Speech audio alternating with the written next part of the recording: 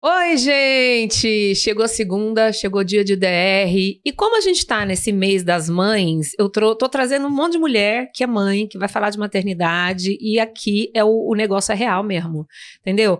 Uma delas é a Aline, jornalista também, 37 anos, redatora, e mata a gente de vontade quando ela resolve cozinhar e colocar as fotos no Instagram. Você não tem noção o que ela consegue fazer. E aí ela fala muito sobre comida, a comida real, a comida social, o comer na infância. Ela é mãe do Tim, que tem 6 anos, autista nível de suporte 1, viveu 7 anos no Chile, e aí ela dava cursos, né, dava aulas para pais sobre culinária. E a gente vai saber um pouco disso, porque a gente fica sempre falando, meu Deus, o menino não comeu verdura, meu Deus, o menino não comeu nada, o menino só tá comendo skinny, o beijo skinny. E aí tem também aqui a participação da Cris Borges, ela é mãe de 3, a Ingrid de 13, o Enzo de 9, o Theo de 5, filha de dona de casa e de lavrador, morou na roça até os 9, frequentou escola rural, deve ser maravilhoso, aprendeu a ler com 9 também, professora hoje, formada em letras português e espanhol, conciliadora também e acadêmica de direito. Meninas, eu estou muito bem acompanhada com vocês aqui, que bom que vocês atenderam ao chamado e vieram para a DR aqui comigo, tudo bem? Tudo bem, boa tarde. Tudo bom? Para nós que é um prazer, né? Nossa, demais. Ela falou o nosso currículo, a gente nem se atreve a falar. Chega pertinho do microfone que eu quero ouvir sua voz, mulher. A gente nem se atreve a falar o currículo aqui da nossa amiga TT, né? Porque é um prazer imenso estar aqui, ainda mais para falar dessa questão de mãe. Porque, assim, gente, olha, por que eu pensei em vocês, assim? Porque, olha, não é fácil a maternidade, né? E, assim, eu não sei de onde veio a ideia de maternidade de vocês quando seus filhos chegaram. A Ingrid chegou primeiro, você tem o Tim, eu tenho o Yuri e o Igor, mas primeiro veio o Igor. O ideal de maternidade de vocês veio de onde, assim? Porque só depois que eu fui mãe é que eu entendi, que eu falei assim, caraca, mas como foi difícil para minha mãe, que, né, que tinha a forma dela de ser mãe, para minha avó, que criou minha mãe e minha tia. Vocês tinham essa noção ou não? Vocês estavam indo no negócio da patota, assim, não, ser mãe é lindo, bem Johnson's Baby, né, bem coisinha que o mercado nos vende. Não, eu sempre tive. Na verdade, até por volta de uns 23 anos, eu tinha na minha cabeça que eu não queria ser mãe. Eu me lembro que eu brincava no quintal dos meus avós, e essas dragas de remédio que ficam, né? E eu ficava batendo na época da datilografia, né? Não era nem computador. Ficava me imaginando advogada, morando só e pronto. Eu nunca tive essa ideia de romantizada de ser mãe. E aí, aos 23 anos que eu despertei. E comigo aconteceu algo tão mágico que a Ingrid, ela já existia na minha cabeça, né? Assim, não nome e tudo, mas assim, eu sabia que eu ia ter uma menina. Eu queria uma menina, mas eu tinha uma grande preocupação. Eu venho de relacionamento dos meus pais, um relacionamento tóxico. Então, eu não procurava tanto, acho que foi por isso que eu me estrepei tanto por aí em relação ao romantismo, porque eu não procurava tanto um esposo, eu procurava um pai. Né? E eu tinha muito medo, eu fui mãe aos 33, né? Eu tinha muito medo, e mesmo assim não foi planejado. Não foi planejado, eu tinha medo, eu pensava, eu quero quero ter a família margarina. Porque quando a gente vem de um lar desestruturado, exatamente, Nossa, a gente quer, né? Margarina. A gente quer ter uma família margarina. E aí, na verdade, quando veio Ingrid, eu fiquei maravilhada. Hoje ainda eu comentava, Aline, não sei se com você é assim, que eu vejo muitas mulheres se achando menos depois que é mãe, principalmente em relacionamentos, né? Eu ganhei uma força tão grande depois que eu me transformei em mãe, né? Vamos dizer assim, transformei em mãe. Então, quando eu fiquei grávida de Ingrid, para mim foi assim, independente de tudo que tenha acontecido em volta dessa gravidez ou dessa realidade que eu estava vivendo na época, a minha conversa era eu e ela. Era eu e ela. Eu sabia que ela estava vindo, eu sabia que ela estava chegando. Era uma promessa já. Então, assim, eu fui muito bem resolvida com a minha gravidez. Não que eu tenha gostado de estar grávida, é isso que é difícil, né? Porque foi uma gravidez complicada. Mas eu tinha, a partir dos 23, e Deus, né, me concedeu e me deu esse presente, assim como os outros, mas assim, a Ingrid foi muito bem desenhada. eu já esperava por ela do jeitinho que ela veio. Nossa, hein? Que história. Tem muito mais por onde vem por aqui, Sim. viu, gente? E você, Aline, como é que foi seu esquema? Não tinha essa ideia romantizada da maternidade também. E quando eu estava no Chile, isso despertou. Acho que pela calmaria do momento. Eu era casada há mais de 2 anos já, um relacionamento tranquilo. E aí a gente decidiu em comum acordo em ter o Valentim. E é uma maternidade que no começo era bem comum, né? E que quando ele completou 2 anos e 5 meses, ele foi diagnosticado com autismo. Uma das primeiras pessoas a saber foi a TT, porque mesmo sem conhecê-la há muitos anos que eu a conheço, e estando lá, ela foi uma das primeiras pessoas que eu liguei para contar. Não tinha contado, acho que nem para minha mãe ainda. Porque era algo tão forte, né? Um diagnóstico estando em outro lugar, toda aquela complexidade, né? E ela me acolheu, e eu nunca vou esquecer disso. E então a minha maternidade ela mudou, né? Ela teve uma transição de uma maternidade normal, que eu estava ali, brócolis, né? Sempre o brócolis. O brócolis. A pra lá, e cenoura. tudo bem, tudo indo maravilhosamente bem, quando de repente você entende que existe uma outra demanda para essa criança, uma demanda muito maior de outras coisas, outras preocupações, e que não tem cura. Então não é assim, vou fazer um tratamento de 6 meses, deu tudo certo. Não. É algo para a vida, né? Faz parte daquele indivíduo, enfim, que é no caso do autismo, né? Então isso transformou a minha vida como mulher e como mãe, né? A maternidade trouxe um extra, porque não é só ser mãe, né? Muitas vezes é preciso ser terapeuta, muitas vezes é preciso ser muitas outras coisas, né? E eu acho interessante o seguinte, porque se a gente for colocar todas as crianças aqui, 3, 2, 5, mais 1, 6. 6 crianças aqui entre 5 e 13 anos, Sim, né? sim. Então a gente tem uma idade bem variada de crianças e pré-adolescente, adolescente, e aí a gente tem muitas nuances assim. O que foi mais desesperador para vocês em relação à maternidade, gente? Porque olha, eu vou falar um negócio. O mais complicado, vou começar, o mais complicado para mim mesmo é eu me perdoar, eu me permitir, sabe? Porque eu não tinha também essa idealização de família de perfeita, mas eu olhava para o pote da margarina e falava, nossa, olha que família interessante, deve ser legal, né? Porque fui criada por avós, né? Então não tinha o pai e a mãe, né? Uma relação familiar muito complicada, pai e mãe não existia. Então aquela coisa assim, gente, parece interessante esse negócio de família de margarina, mas eu também falava, não, mas eu acho que não é muito pra mim não. Eu acho que eu sou meio ovelha negra, eu acho que eu sou muito nesse negócio bem Cássia Eller mesmo, tal.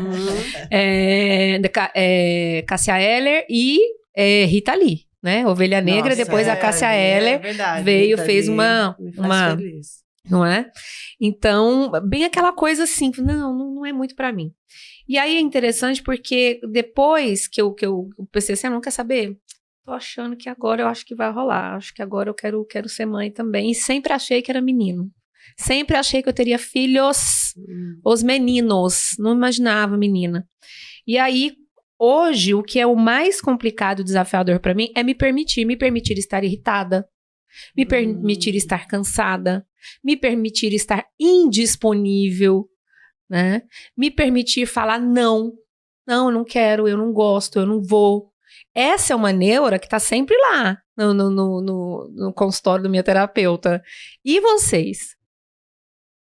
Olha, eu tive uma coisa muito interessante que também eu trago da infância. Eu falava para minha mãe, quando eu ainda não tinha ideia de ser mãe, que me angustiava imaginar que tinha um ser humano dentro de mim.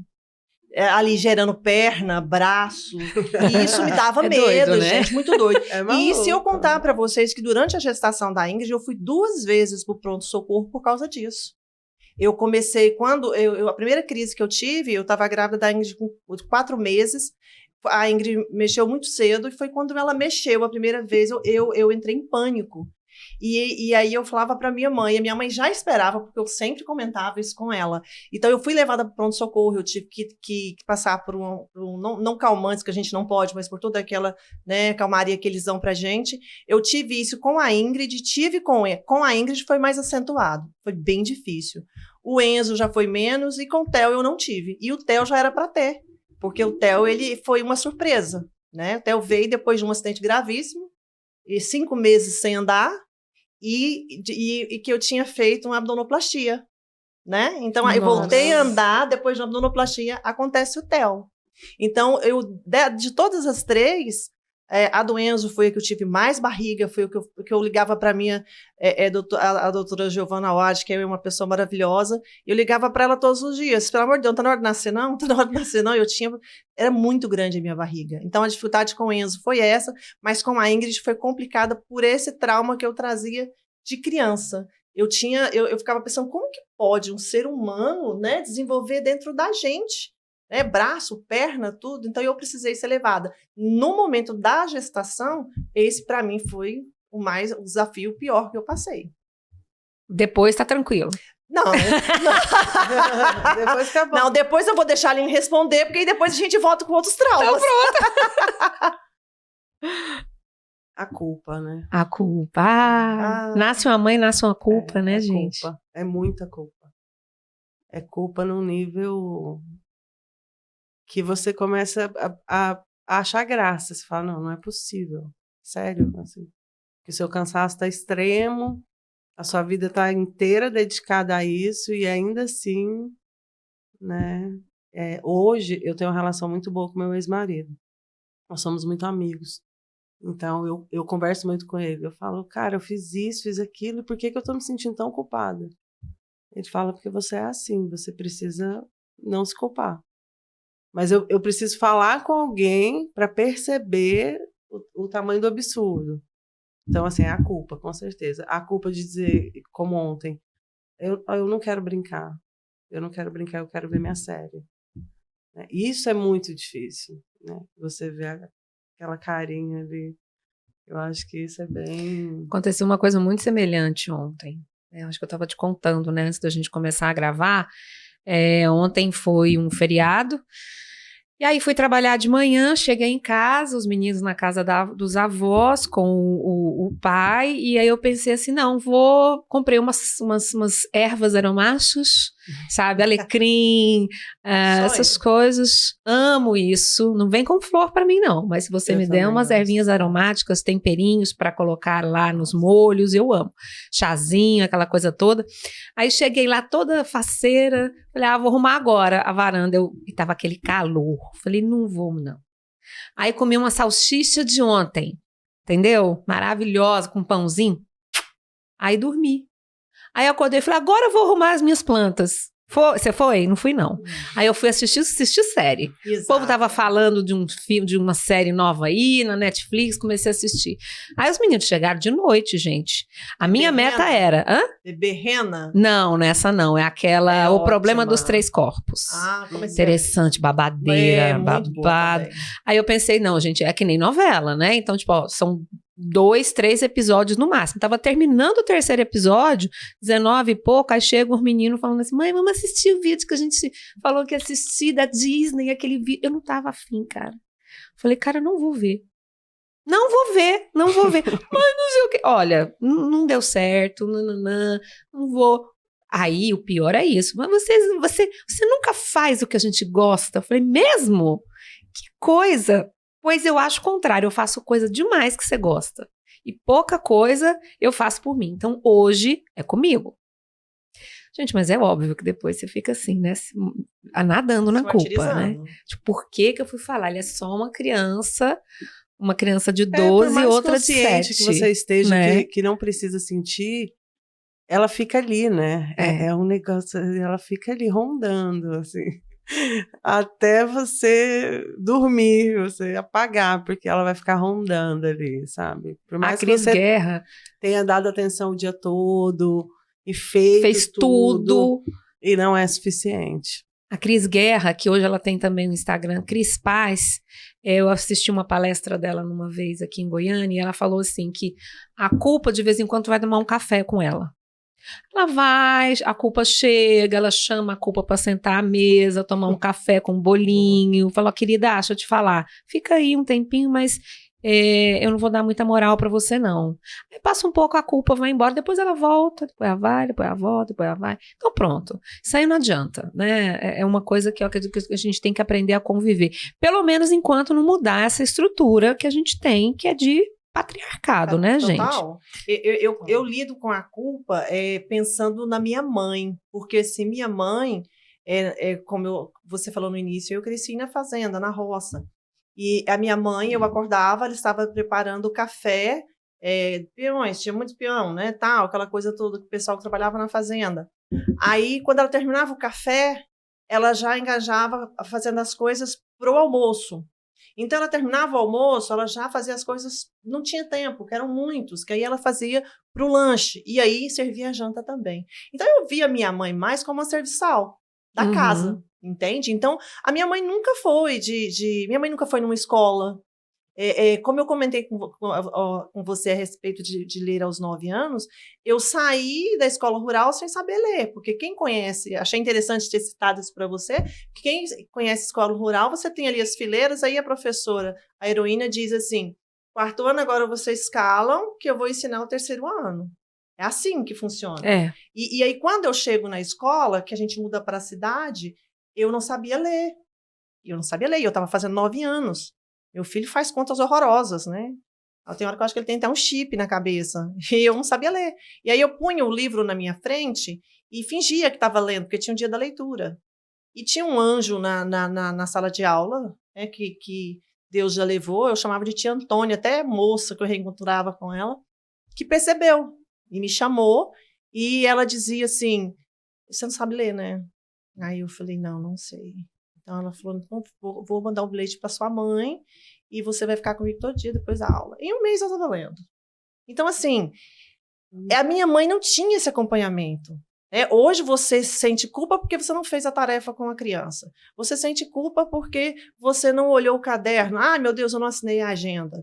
Aí ontem eu estava vendo uma questão na internet, eu ri sozinha. Estava lá perguntando lá as células procariontes, né? Aí a mãe respondeu assim, é o que mesmo? Aí o menino respondeu, ela diz assim, eu vou responder não, quem está estudando é você, quem está na escola é você que tem que responder, né? Então, minha mãe era mais ou menos nesse estilo. Então, assim, quando eu penso em culpa, eu penso assim, gente, eu estou conseguindo, né, fazer um pouco melhor que a minha mãe, porque ela foi o que ela deu conta. E eu estou sendo o que eu dou conta. Ai, lindo isso. Você está entendendo? Ela foi o que eu dou. E eu dou outra. Para mim, festa infantil é um TAF.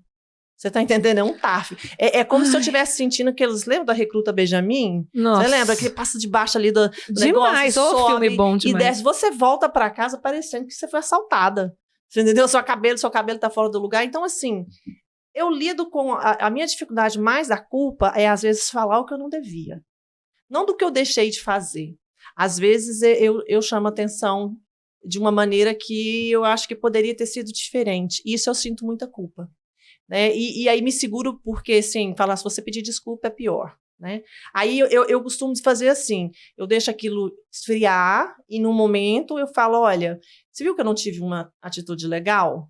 Porque você também não teve uma atitude legal. Então, assim, tal, mas eu consigo lidar mais com a culpa de não fazer, né? Esse negócio de ir em parque, ainda bem que o pai gosta, o pai faz mais essa parte, sabe? De parque, de tudo. Pai dos meninos gosta muito dessa área aí. E Ingrid já não está mais nessa idade. Mas eu lido com a culpa dessa forma. Eu lembro da mamãe e tenho certeza, foi uma mãe espetacular, entendeu? Criou 5 filhos, cada um com seus problemas como todo mundo, mais 5 pessoas top, que têm seus filhos também que estão lutando para criar. Então tá tudo bem, eu estou sendo o que eu consigo ser. Show. Né? Show.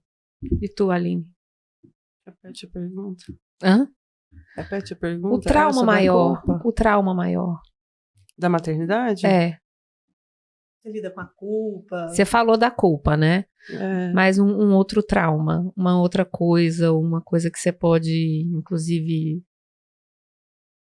Aliás, eu vou fazer o seguinte, eu vou fazer vou trazer uma outra pergunta e depois a gente volta nessa, porque você consegue pensar. Tá, fechou. Jornalista, redatora, por que você foi bandear pro lance da comida? De onde veio isso? De onde partiu a comida? Que tudo bem que comer é bom, gente. Uma coisa é o ovo frito que eu faço na minha casa, outra coisa é o ovo que ela faz. Entende?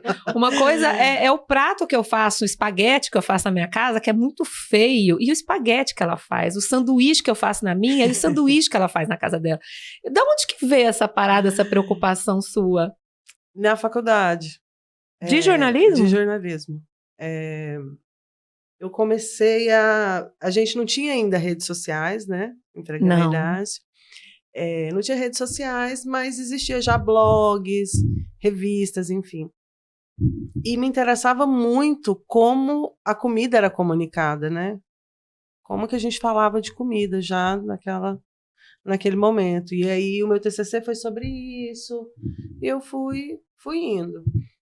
Quando eu me mudei para o Chile, foi que efetivamente isso aflorou e eu pude praticar mais.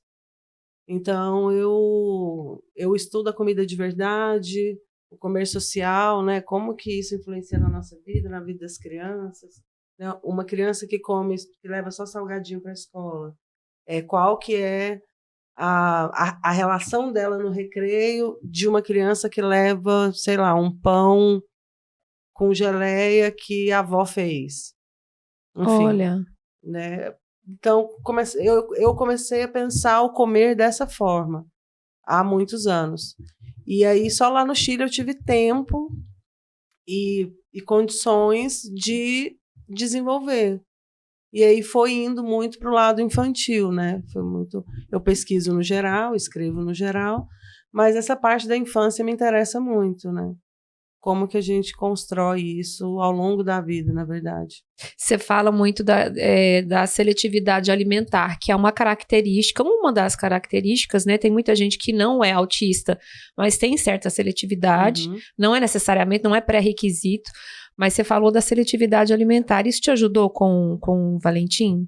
Em relação à alimentação dele, esse estudo, essa leitura? Ajuda muito, né? Ajuda, assim, incrivelmente. É como se eu tivesse me preparado muitos anos para exatamente chegar a esse momento. Porque é muito mais do que a comida em si, né? É a relação com a comida, né? É o respeito, né? Então, eu aprendi sobre respeitar uma criança comendo em todas as idades. É muito mais fácil hoje eu lidar com uma criança seletiva, que precisa de muito respeito. Porque senão vai ficar traumatizado o resto da vida, né? Porque vai ser chamada de porque é frescura, que você consegue sim, come, bebe uma água por cima. Enfim, a gente buscando ferramentas que não vão ajudar e vão só traumatizar, né? Então, sim, ajuda muito, assim, a entender o comer, a entender o porquê que a gente come, na verdade, que não é só para ficar nutrido, né? Porque se fosse, a gente já tomaria só umas pastilhas e ganharia tempo na vida, que é o que todo mundo quer. Não sei para quê, mas a gente quer muito. A gente quer muito. É tão bom comer, gente. Então, exatamente. E aí eu lembro de coisas assim, um amigo uma vez falou assim, eu não vejo prazer em comer. Eu como porque, enfim, né, eu sinto fome e tal. E aquilo me intrigou de uma forma, assim, absurda. E aí, muitos anos depois, eu fui conhecendo pessoas assim, pessoas autistas que realmente, para eles, não é um grande prazer comer, porque dá muito trabalho, né? É uma textura diferente, é o prato, é o barulho que está incomodando, é a mesa que... Sabe? Tudo junta e aquela experiência não se torna tão interessante, né? E eu achava um absurdo. E hoje eu vejo, cara, é muito possível, né? Que uma refeição não seja tão boa assim. É interessante, eu tenho uma questão... desde criança, eu não posso tomar nada que tenha um caroço. Sabe aquele carocinho do leite, quando você vai tomar? Nata, nada. Iogurte, se tiver um carocinho ali, não tomo. Sabe? Então, assim, é uma questão que na época era frescura. Imagina, menina. Não, leite pra mim tinha que ser coado. Amo leite fervido com hortelã e um pouquinho de mel. Isso pra mim é sabor de infância. mas não gosto de nada no leite. É só o leite a ponto de beber e apertar entre o céu da boca e a língua. E não posso sentir nada ali, né? E aí, depois que eu fui entender que são as características que as pessoas têm, né? Já fiz teste, não tenho nenhum nível de autismo e tal, mas é uma curiosidade que eu tenho e que eu não abro mão. Que se eu estiver comendo um negócio, eu paro de comer na hora, eu tiro o negocinho e falo, não, isso aqui eu não quero comer não. Se é para ser pastoso, então tem que ser pastoso, não pode ter caroço. Né? Então é um negócio assim extremamente complicado, e quando a gente entende a criança é tão fácil. Vocês fazem você eu acho que não, mas eu já caí nessa, não sei se a Cris faz, tipo assim, fazer o menino comer tudo que tá no prato. Eu acho isso assim impossível, né? Eu ouvi uma vez de um pediatra, e a gente agarra naquilo que a gente quer, né? Claro, que tá mais fácil. Esse que falou o que eu queria ouvir. Gostei. Então ele dizia assim, a criança come o tanto que ela quer comer. Você não tem que forçar ela a comer. E a minha sogra tinha essa mania. A minha sogra, no Enzo, né? O Enzo andava e ela ia atrás do Enzo dando comida. Às vezes o Enzo estava dando a bicicletinha e ela estava ali atrás. Então, eu batia na tecla. Eu falava, eu dou para ele provar e volto para a mesa. Ele tem que voltar para a mesa, né? E acaba que, assim, a gente quer que come tudo, né? Que come brócolis, que come tudo. Mas, em casa, o que eu tenho mais relutância é o Enzo. A Ingrid, desde pequena, comia ervilha, gostava de tudo. Então, nossa, hoje, ela come de tudo. O Enzo, ele já é arroz, feijão e bife. Frango frito, feijão preto que ele gosta muito. Theo já não gosta de feijão. Enquanto você estava falando, e a Aline também, eu estava pensando assim, eu tenho 3, aí você acaba que você faz assim, não sei quantos jantares, não sei quanto almoço. Porque você não é, você faz, por exemplo, o Enzo não quer o feijão desse jeito, então o Theo não quer assim. Aí você faz um frango frito, o outro já não gosta. E a verdura, a gente fica tentando legume. Aí um dia, também há pouco tempo, eu tive no pediatra, ele falou assim, seus filhos comem fruta? Porque os meus filhos comem muita fruta. Você pode deixar assim, que quando você vê, já não tem mais nada. Então eu penso que uma coisa compensa a outra. Eu acho. Né? Leite, só o Theo toma, porque Ingrid até em mim mesmo, ela só mamou até 3 meses. Enzo, eu amamentei mais o Enzo, o Theo também, mas a questão da alimentação eu faço, tento, mas não forço. Não forço assim porque meu pai forçava meu irmão. Eu lembro de meu pai até bater no meu irmão para comer feijão, para comer coisas assim. E meu irmão hoje é pai e os filhos dele são do mesmo jeito. Não gostam de coisas e ele nunca comeu. As comidas dele são muitas assim específicas. Então eu acho que você forçar, eu acho que de repente fica pior, né? Mas é uma luta. Né? Você domina essa ideia, né? A gente não sabe se está fazendo certo ou não. Na verdade, assim, não é para ser uma luta, né? A gente precisa sair disso o quanto antes, assim, e entender que é uma coisa natural. As pessoas vão comer o que elas querem comer, o que elas têm vontade de experimentar. Se você puder ajudar, ótimo, né? Ah, mas será que não está crocante do jeito que você gosta? Que tal você experimentar? É diferente de botar um cinto em cima da mesa e falar, come tudo. Então, assim, a gente precisa melhorar o repertório alimentar das crianças, beleza. Mas é uma relação individual, né? O paladar daquele indivíduo é só dele. Acho que a única coisa que o que ele come é só ele que pode definir. E o sabor, a gente acha que o sabor é único, mas não, cara. As papilas gustativas também são diferentes, né? Eu escuto muito. Nossa, come, é tão gostoso, a mamãe adora. Mas não é porque a mamãe adora que o menino vai comer. O menino vai gostar. É igual quando eu conheço alguém que não gosta de pamonha. Eu falo, gente, eu vou repensar essa relação. Pamonha? Não. Milho? Piqui, gente. Piqui, eu já fico olhando. Eu acho que eu sou a única mulher na face da Terra que não gosta de chocolate. Eu acho incrível. Eu não gosto. Nossa Senhora, tem que segurar. Agora, a única coisa que eu colocaria ali um ajuste é o tanto de comida que a gente põe no prato. Sim. Porque às vezes a gente é exagerada. Gente, coloca uma colherzinha só, miserável. É uma colherzinha mesmo. Um cadinho só de arroz, um cadinho de feijão, uma porção de carne e a verdura. Pouquinho, porque a criança vai com a mão mesmo, ou com a colherinha, e vai e come, vê se ela quer, se ela não quer, porque aí enche o prato e vai desperdiçar. A pressão. A partir do momento que chega aquele prato cheio, a mãe com aquele olhar, tipo... Come. Aquela pressão, aquilo já acaba com o apetite de qualquer ser humano. Então, assim, tudo pequenininho, menor, né? Se a criança é menor, fazer coisas menorzinhas que pegue, né? Você coloca um negócio desse tamanho. É lógico que também é legal, né? Porque vai treinar de outra forma. Mas, assim, a quantidade de comida, o estômago deles é pequenininho, gente. Não dá pra você pôr. Né? E aí, se a criança não tá com apetite, ou se ela não gostou tanto da comida, é melhor que seja pouco, porque a frustração é menor pra todo mundo. Não joga comida fora, a mãe não fica chateada, a criança se sentindo culpada. É um negócio... Ninguém sofre, né? Então, assim, a gente tem que diminuir a expectativa. Eu sempre falo, baixar a expectativa antes de ir pra mesa, pra cozinha. Rapaz, mas você falou um negócio agora, Aline. Como a gente, como maternidade, cresce a expectativa num ser humaninho pititico. Começa lá na nossa barriga. Aí a gente descobre que tá grávida e pensa, porque vai falar alemão aos 3, vai ser um pequeno Mozart, né?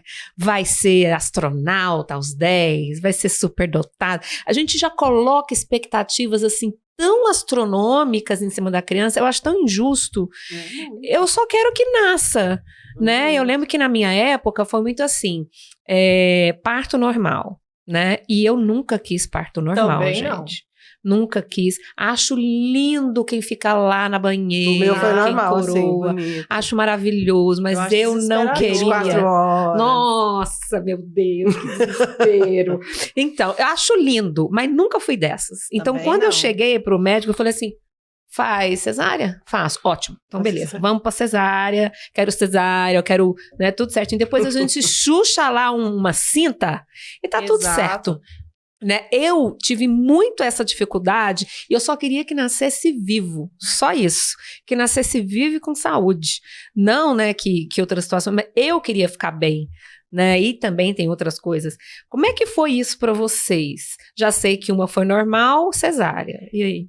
Eu fui uma ótima mãe antes de ser, né? Eu era uma ótima mãe antes de ser, porque era tudo perfeito, né? Meu filho não vai fazer isso, eu quero ver... Não vai chupar chupeta. Enquanto ela estava falando da comida, eu estava lembrando, assim, se vocês já passaram essa vergonha de chegar numa casa, tá todo mundo, vamos servir e tal, vou pôr um macarrão tal para fulano. Não, ela não come macarrão. Eu como sim, mãe.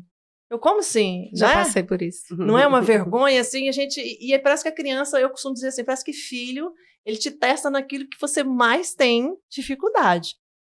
E para mim, a questão de... Você falou da maternidade agora, que você repete a pergunta. De parir mesmo. Da cesárea. Quando eu tive a Ingrid, eu já sabia que ela não ia ser normal, porque ela estava gerando sentada. Aí, cada vez que eu fazia ultrassom, ela estava sentada. Aí eu falei, bom, então essa já está garantida. Vai ser cesariana. Quando veio o Enzo, apesar de ter sido uma gravidez difícil, o Enzo encaixou, foi tudo lindo, lindo, lindo. Aí a médica dizia para mim assim, olha, dá parto normal, mãe, vamos lá. Eu falei, esse filho sai pela boca, mas para cá não sai. Normal não sai. Aí a médica falava, não, Cris, vamos fazer. Eu falei, não. E aí eu marquei, fiz tudo. Eu nunca questionei. É um parto normal, porque eu não sei se também vem de mãe, que minha mãe falava que sofreu muito, e minha mãe tinha mania de falar assim, e os filhos sofrem igual. Eu pensava, valeu, meu pai, né? Vou sofrer. Minha mãe, eu passei 12 horas no trabalho de parto do seu irmão, e eu pensava, eu também. Então, assim, eu nunca cogitei. Eu sofri muito durante as gestações, porque eu sentia muitas dores. O do Enzo foi uma barriga muito pesada, parecia que tinha algo me espetando para baixo. Era horrível, horrível. E igual você falou, eu queria que nascesse. Era o meu objetivo. Nasce logo. E não sou saudosista. As pessoas falam assim, você vai sentir saudade dessa barriga. Nunca senti, diga-se de passagem. Nunca senti, de nenhuma das 3. Mas pra mim, assim, não foi. Eu fiz cesariana e foi tranquilo. Eu gosto de falando, acho lindo quem conseguiu. Minha prima fez, filmou. Vira e mexe, ela coloca lá, ela sofrendo. Mas eu não... Pra mim, não. Mas por que a gente acha bonito, né? Parto normal e acha feio a cesárea? Não faz sentido. Exatamente. É bonito tanto. As 2 cesáreas são gravadas, né? Os 2 pititinhos saídos de dentro da barriga. Bonitinho demais os 2 olhando, aquelas carinhas, tudo de joelho saindo, sabe? Tudo branca e... Enfim, mas e você, Ali? Então você foi na Foi, foi parto. Porque lá em Santiago eles têm sistema com parteira, né? Ai, que legal. No próprio hospital, é parte do, né? A médica, ela não é ela que faz o parto, é a parteira. Ela fica do lado, caso tenha alguma complicação. E foi bem natural, assim, não era assim, quero natural, quero cesárea. Lá eles não fazem cesárea se não for necessário. Né? Exatamente, só se tiver um problema de saúde, enfim. Então foi um pouco natural, foi tudo muito natural, assim. E aí demorou muito, foram 24 horas, demorou bastante, mas foi muito tranquilo, foi muito gostoso, assim, o processo, sabe? Eu não sofri, não senti dor, não, foi muito... Tem analgesia, né, hoje? Hoje tem. Teve analgesia ali, você descansa, então assim, não é assim, eu não tinha essa romantização não, que tipo, vai ser na raça, não, eu queria ficar bem, né, então aí foi assim, foi meio que de princesa mesmo, mas não foi algo idealizado não. Eu acho que é importante a gente falar isso, gente, porque, infelizmente, a gente tem uma ditadura, eu costumo dizer que é uma ditadura do parto perfeito, da amamentação perfeita, não consegui amamentar até 2 meses, da alimentação perfeita, da mãe perfeita, da criança perfeita, e perfeição não existe. Não. É só sofrimento. Nós estamos longe disso. Né? Nós estamos bem longe disso. Essa perfeição, ela é muito cobrada, né? É o que às vezes me revolta. Por exemplo, quando a gente liga para o pai e diz assim, olha, tal dia, você podia levar a pessoa na escola para mim? Eu não posso neste horário, eu estou trabalhando. Então, assim, peraí, o pai é pai quando pode e a mãe, né, é sempre. É a mãe, você já imaginou uma mãe falar assim, alguém liga para a mãe e fala, olha, o seu filho está passando mal na escola e preciso que você busque. Aí você fala assim, olha, agora eu não posso, eu tô fazendo a minha unha. Assistente social. E não é? Batendo lá na sua casa. Exatamente. Ou então você fala assim, não, eu tô aqui agora com a TT fazendo um programa, não posso buscar o meu filho. Nossa, isso é um absurdo. Mas se o pai fala, tá tudo bem. Uhum. Tá tudo bem, não, eu não posso, eu estou trabalhando. Assim, esse problema com os pais, porque assim, Ingrid foi de um primeiro relacionamento e os meus 2, o Enzo e o Theo, é do meu casamento, né? Então, assim... O pai dos meninos, eu não tenho problema, é um parceiro que você está falando, super parceiro, eu preciso dele, eu falo com ele, olha, os meninos isso, tudo ele está participando mesmo, né? Porque as pessoas confundem um pouco essa questão de você compartilhar, né, a maternidade. As pessoas acham que, eu vejo muito na conciliação, por exemplo, mães desesperadas quando a gente fala em compartilhar, né, a criação, aí a mãe acha que é aquela compartilhada... ação compartilhada do filho fica uma semana lá, uma semana cá, e não é isso. Uhum. É você compartilhar as suas decisões, as ações, tudo isso que nós estamos falando, né? Uhum. É você ter um parceiro para você ligar e falar, olha, está acontecendo tal coisa. Eu tive um problema renal, tive um cálculo renal esses dias, fui para o pronto-socorro, eu fui para simplesmente ver o que estava doendo. Cheguei lá, o médico disse assim, olha, você vai ter que ficar em observação, precisa fazer uns exames. E Ingrid estava sozinha em casa. Nossa. A Ingrid estava sozinha em casa. Os meninos até estavam com o pai, mas a Ingrid estava sozinha em casa. E aí ele falou, você tem que ficar de observação. E a minha irmã, que sempre me socorre, a minha rede de apoio, não estava aqui em Goiânia. E aí eu falei para a Ingrid, mande uma mensagem para seu pai, pedindo que ele te mande um dinheiro aí para você almoçar e ele te leve à escola. Ele não pôde. Ele não pôde, entendeu? É tipo, não posso. Como eu nesse miojo aí, eu não posso. Então, o que me deixa revoltada na maternidade, digamos assim, é por que a mãe nunca pode falar não, e porque a gente também não quer, claro, né? Obviamente, a gente não vai falar não pela nossa... Mas também por causa dessa estrutura, Cris. Exatamente. Porque se a gente tivesse uma outra estrutura, você falaria não de boa. Aí minha filha faltou aula, ficou sem almoçar até eu voltar quase 5 da tarde. Então, assim, você precisa de uma rede de apoio, e eu vi na internet também esses dias dizendo assim que deixar filhos com sogra e com mãe tem que ser remunerado. Peraí, gente, começa com isso não, porque assim, hoje eu não tenho mais a minha mãe, né? Minha mãe já partiu. Então, assim, daqui a pouco eu vou ter que remunerar todo mundo. A gente tem que ter uma rede de apoio e tem que ter um parceiro. Você tem que ter um parceiro de você poder lidar. Falou, oi, socorre aqui, são os nossos filhos. Eu não estou falando da minha filha ou do meu, desculpa a comparação esdrúxula, mas do meu cachorro. Estou falando de um ser humano que é um projeto nosso. E eu acho, é uma coisa que me revolta. Por que o pai pode dizer, não vou, não posso ir? Falou, pai, e a mãe não pode. E não quer também, né? A mãe ela é julgada, na verdade. Julgada. Sabe uma coisa que eu escuto sempre quando acontece algum BO no parquinho? Cadê a mãe dessa criança? Vem cá, gente. Exatamente. Ou quando mãe. Faz feiura, não tem mãe, não? Cadê a mãe desse ser humano? Sempre. E com você, Aline? O que te revolta como mãe, assim? Porque hoje a gente tá chorando as pitangas, não. A gente tá aqui falando o que a gente quer falar. É DR Passa, mesmo, né? entendeu? Eu acredito que é realmente o sistema mesmo. O sistema, ele é muito massacrante. Ele não permite mesmo o florescer da mulher. É um negócio bizarro. Você vai trabalhar, uma dificuldade para trabalhar. Você vai se cuidar, uma dificuldade para se cuidar. Sempre que você quer namorar, é uma dificuldade para namorar.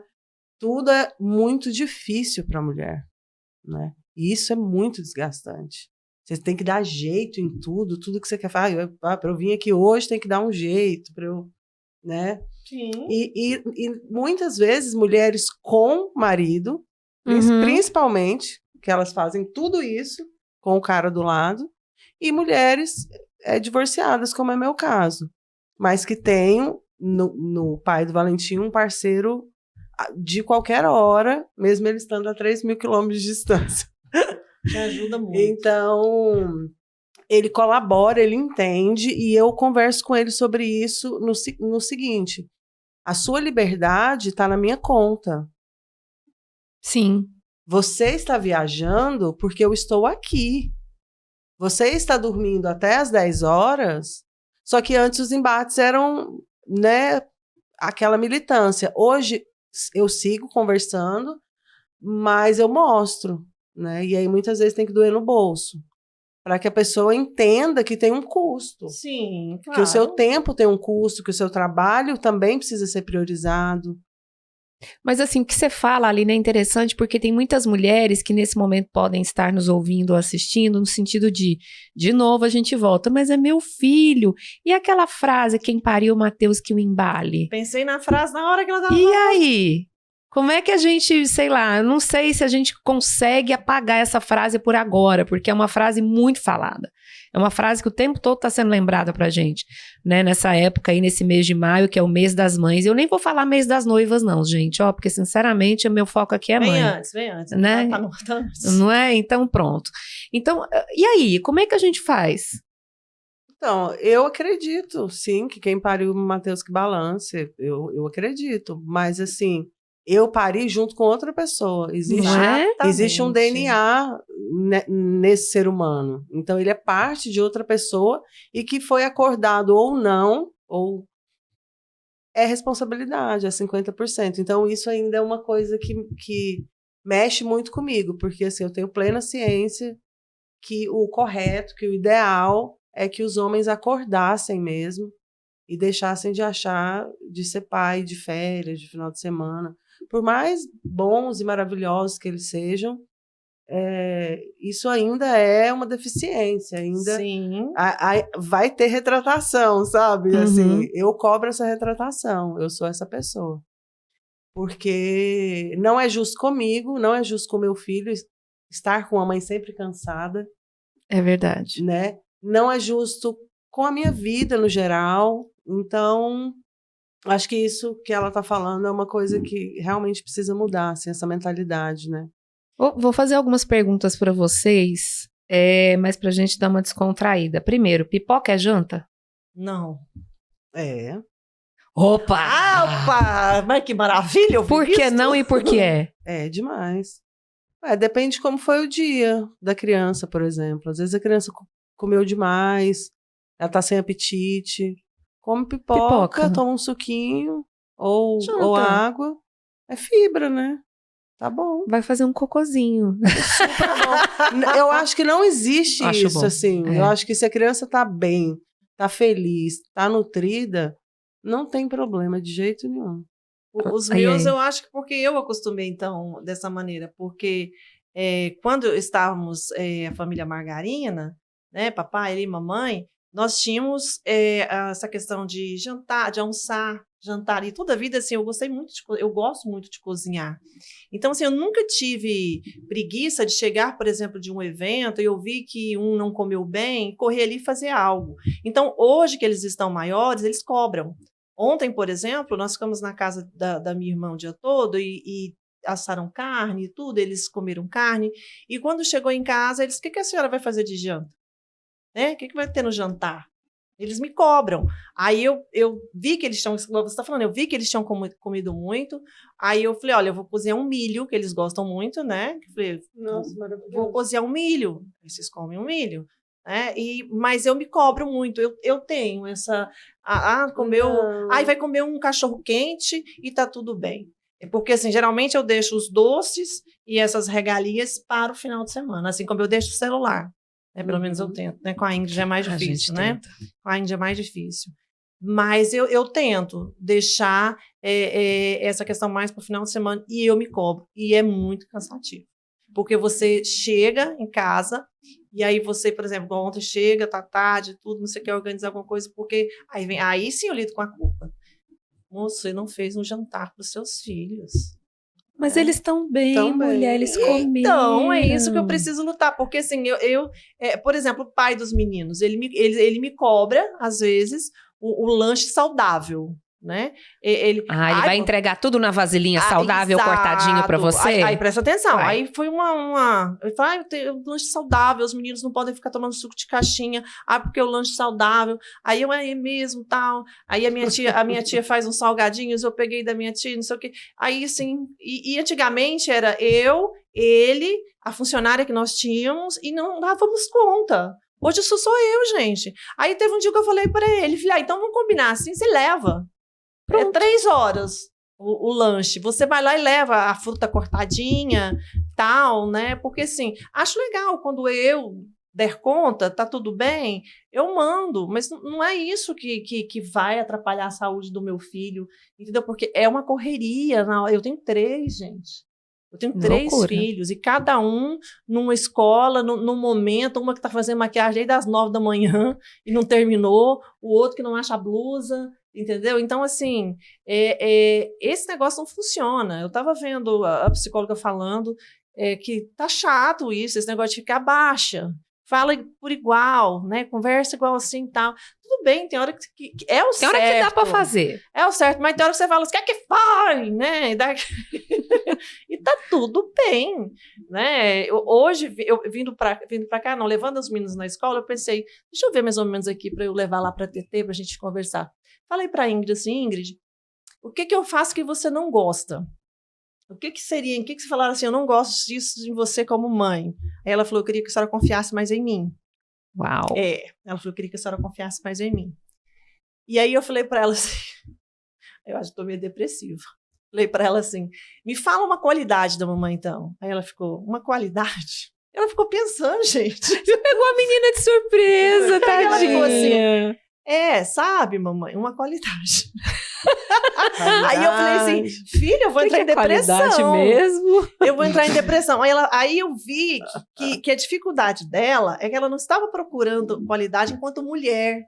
Ela estava procurando dentro do âmbito mãe. né? Ela estava querendo falar uma coisa legal como mãe. Aí ela falou assim, eu sei, a senhora está sempre disposta a tudo. Tudo que a gente pede a senhora para ajudar, a senhora ajuda. Às vezes a senhora xinga, mas... Parênteses. Às vezes a senhora xinga, mas a senhora faz tudo que a gente pede para ser ajudado, né? Então, é isso. A gente tenta fazer igual essa questão da alimentação, mas não tem condição de você ser perfeito o tempo todo. Não dá. Né? Não dá. E a sociedade te cobra isso. Tanto é que naquele caso da Samara Filippo, que eu estava prestando atenção, ela falou daquela questão do ex-marido, tal, não sei o quê. Eu só essa observação a respeito de mãe. E no outro dia, nos passados alguns dias, passou ela fazendo um baile, tipo um baile funk. Acabou. As pessoas estavam xingando a mulher. Absurdo. Como a mãe faz isso? Como pode? Como a mãe pôs um shortinho e vai dançar? Ela não estava ontem lutando? Então, assim, a perfeição, ela não é do ser humano. Nós estamos aqui buscando isso. É interessante que a gente perceba isso, né? A caminhada, ela é muito importante. Agora, ser perfeito, ninguém é. Ixi, é difícil. Ô, gente, ó, a gente está no fim do nosso episódio e eu faço sempre uma brincadeira com quem vem aqui. Vocês lembram de brincar dedonha, né? Sim. Quando eu falar já, vocês vão colocar as mãos e aí eu vou falar uma letra de alfabeto. Quando eu falar a letra, vocês vão pensar numa palavra e vão dizer qual é o significado dessa palavra para vocês. Tá? Então vamos lá, as duas. 1, 2, 3 e eu vou entrar também. A dedonha. A, B, C, D, E, F, G. G. A palavra e o porquê ela é importante para você agora. Graça. Por que ela é importante? Eu acho que pela sua etimologia mesmo, né? É como a Ingrid falou, por mais que a gente tenha os erros, mas que você faça isso de uma forma engraçada, com graça, no sentido de ser grato, de ter a graça daquilo que você está fazendo, né? E a graça de estar se sentindo bem com o que está fazendo. Né? A Ingrid falando, a senhora me ensina, do jeito da senhora, né? Ela quis dizer, a senhora me ensina, com seus empurrões, mas tudo bem. Então, a graça, ela vem em todos os sentidos, porque são os meus maiores presentes, né? Meus 3 filhos, assim, hoje eu falo, eu disse no início, sou empoderada por ter os meus 3 filhos, não troco por nada deste mundo, e eu acho que graça resume toda essa relação. Acho que generosidade. Generosidade, por quê? Porque eu acho que quando você se torna mãe, obviamente, ser mãe não é parir, né? Eu acho que tem uma diferença, né? Tem mulheres que escolhem, que querem, e tem mulheres que, infelizmente, só precisaram parir, né? Ou, enfim. Então, eu, no alto do meu privilégio, né? Então, eu acho que eu posso ser generosa, eu me sinto mais generosa, né? Porque eu dou para um ser humano que é incondicional, que eu não vou ter de volta, e nem quero, né? Eu acho que a gente fica mais generosa com o outro, com o filho do outro, né? Com aquela criança que está chorando e que antes eu falava, nossa, esses pais... Essas mães que não dão hoje. limites. Então hoje eu tenho um olhar muito mais generoso, né, para o meu filho e para todo mundo em volta. Acho que seria generosidade.